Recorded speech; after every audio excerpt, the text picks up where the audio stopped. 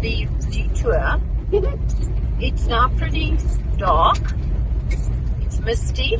Be careful of unexpected kudu or porcupines or buck crossing the road. But we're going to get there eventually.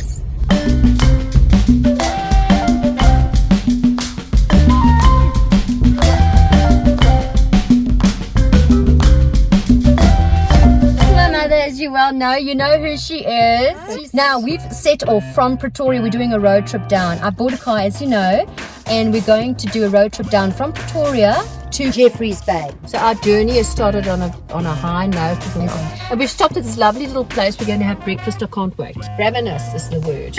We could eat a fat lion. Yeah. Delicious. Really good. Put some petrol in. South Africa is the only country in the world to have 3 capital cities instead of just one. The reason for the 3 cities is that there is one for each branch of the government in the country. Cape Town is the legislative centre of the country and also the seat of parliament. Pretoria houses the executive branch and is the seat of the cabinet and the president. And Bloemfontein is the judicial branch and where the Supreme Court of Appeal is based. Bloemfontein, or Bloem, as the locals like to call it, is pretty much in the centre of the country in the Free State province, and also happens to be where the author of The Lord of the Rings and The Hobbit, JRR Tolkien, was born. The literal translation of Bloemfontein from Afrikaans is Fountain of Flowers, which gives the city its nickname, the City of Roses. Bloemfontein is also filled with history, where museums and military buildings remember the Anglo-Boer War, which is also known as the South African War.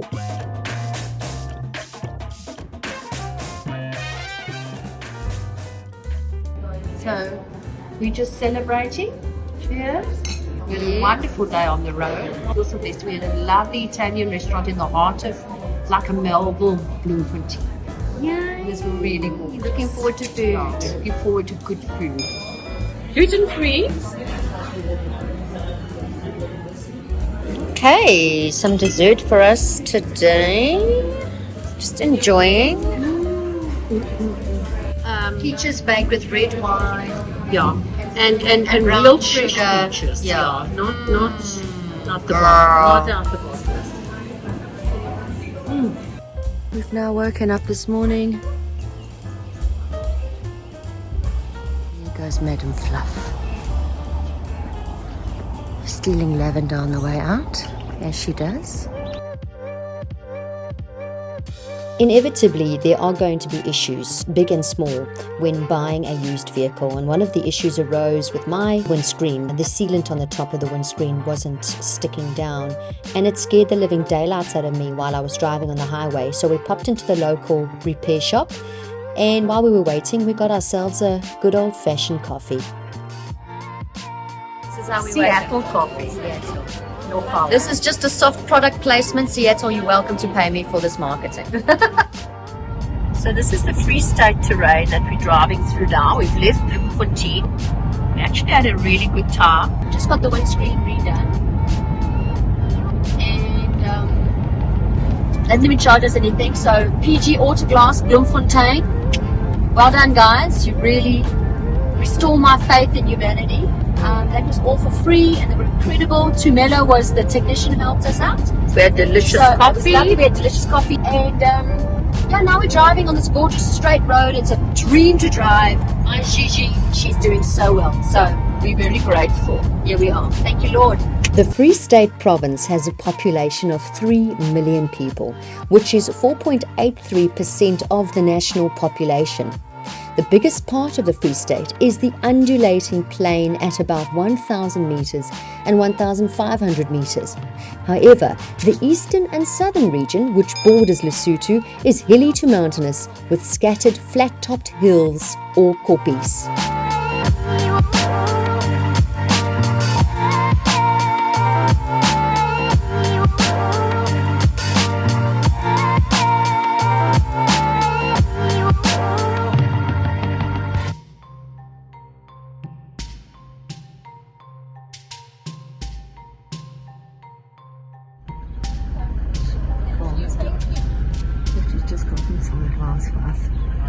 Let's hope it goes well.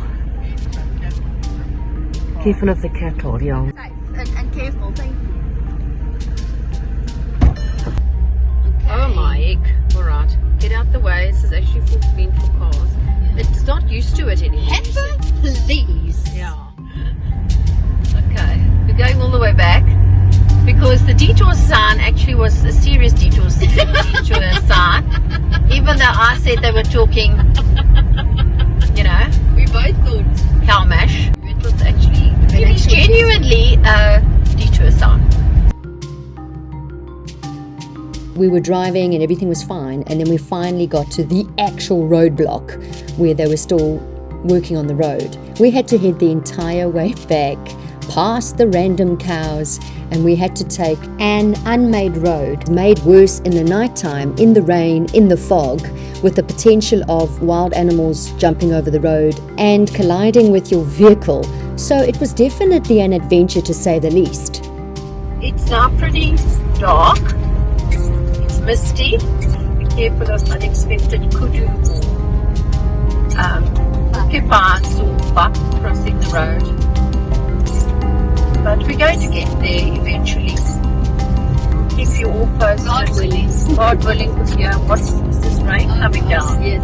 So she's still holding it together. I can't see her face.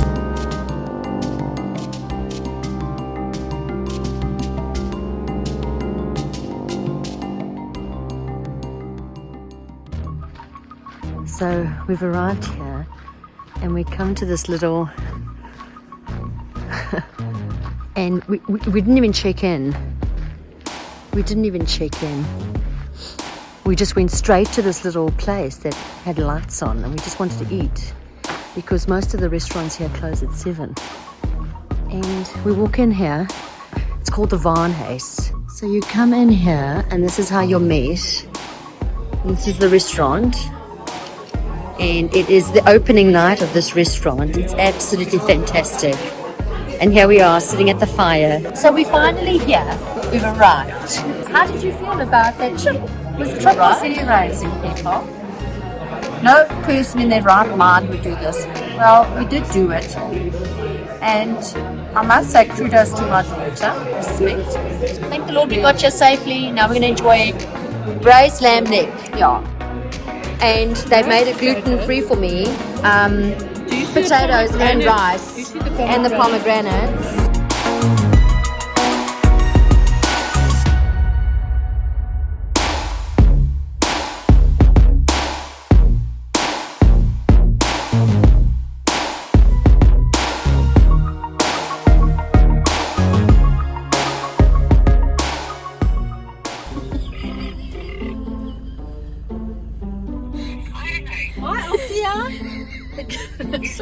Sorry, we're full of giggles. The gate is closed.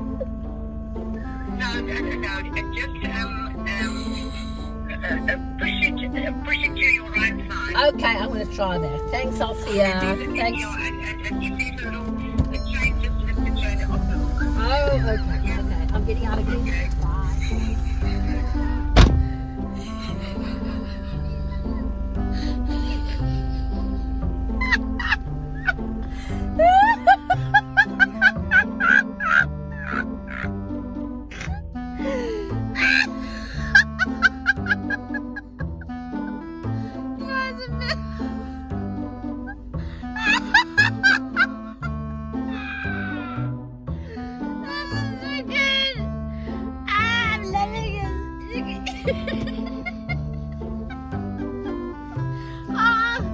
Oh man, you couldn't pay for this. The next day, we awoke to even more rain. The Karoo region has a semi-arid climate. It hardly rains here, so this was highly unusual, but it just added to the mystique of the tiny town.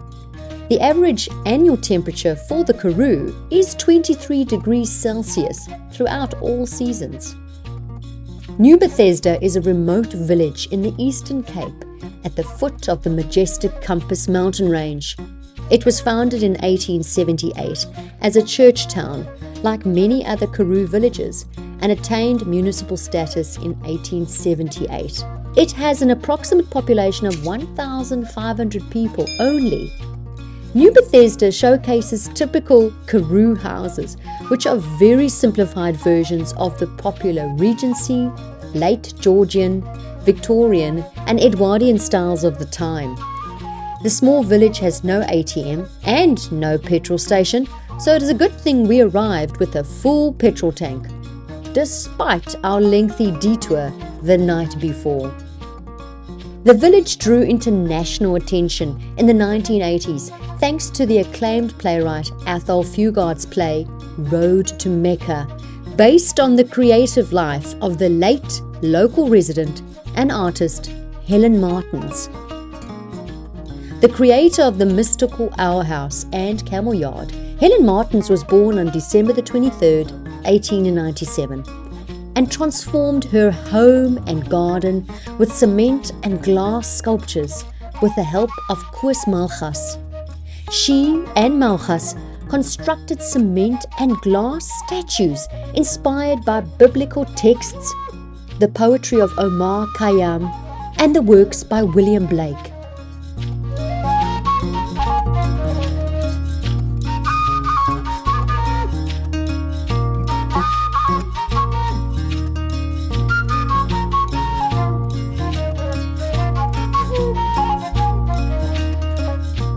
The town was also thrust into the spotlight by one of its residents, James Kitching, vertebrate paleontologist. In 1970, he was the first person to collect and identify a specimen of a Karoo therapsid in Antarctica, and so demonstrate that Antarctica and Southern Africa were once connected. Today, Kitching's work is stored at the Kitching Fossil Exploration Centre, which depicts the setting in the area around Nieu-Bethesda 253 million years ago during the Permian period. We got ourselves some breakfast and then started to make our way back down to Jeffreys Bay.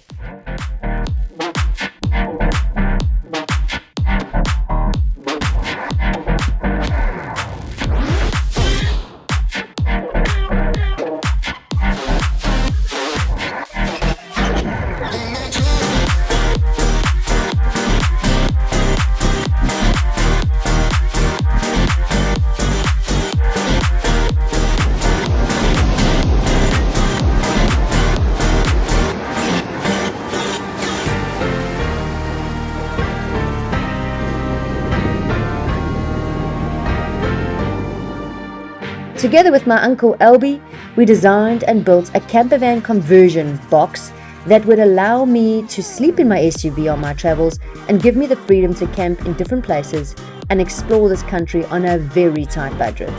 Okie dokie.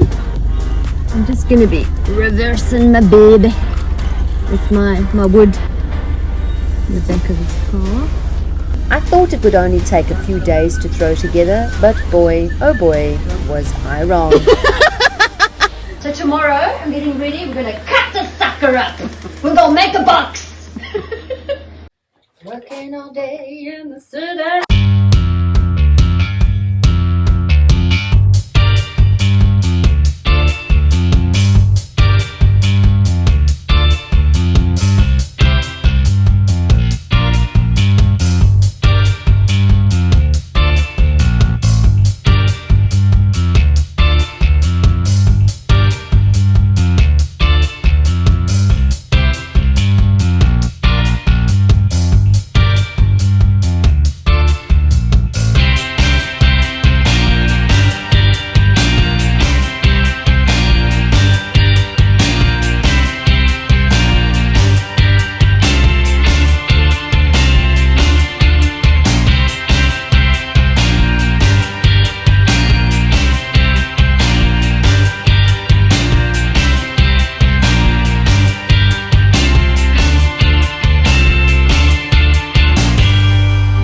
Okay, let's talk about the actual Albatross Box. When designing it, the idea was that it could be easy to just stop somewhere, whatever, stay dry under the tailgate, and then in the nighttime have a good old kip. which is ridiculously comfortable, by the way. Here I've got my fridge, so when I want to take it out and investigate what may be inside, because I'm a little bit hungry. My water in here, and I've got other water behind that. I've got supplies behind that. Boom, boom, boom. Got my little cleaning. I pull out my cutting board, a little table, but it's pretty solid. Then I can just work like that on there. Then I have the money maker right here, my little gas burner.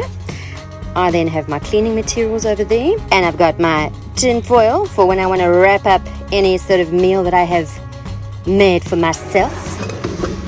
I've got all my pots and my pans and my minute pans. I actually use that little pan, which has come in very handy. It's made for eggs, but I use it to heat my milk up in the morning, because who wants cold milk in their latte? Nobody. Then I've got a little cup, and then this is my usual cup, Jeffrey's beer. Then I've got, this has come in very handy. I have had a tremendous amount of these salted homemade nuts. Thank you, Auntie Ingrid. Shout out to you. 1 plate. Then I've got my cafe, and I've got my little plunger, and I've got my rusks. Paper towels, very important, and I've got my salt and my pepper and all my other little goodies to make things taste tasty. Under the bed, I had all my storage, so I had boxes, 6 boxes, and I had all my digital stuff, my clothes, my camping equipment, all my gear that I needed, and it all fitted perfectly under the bed.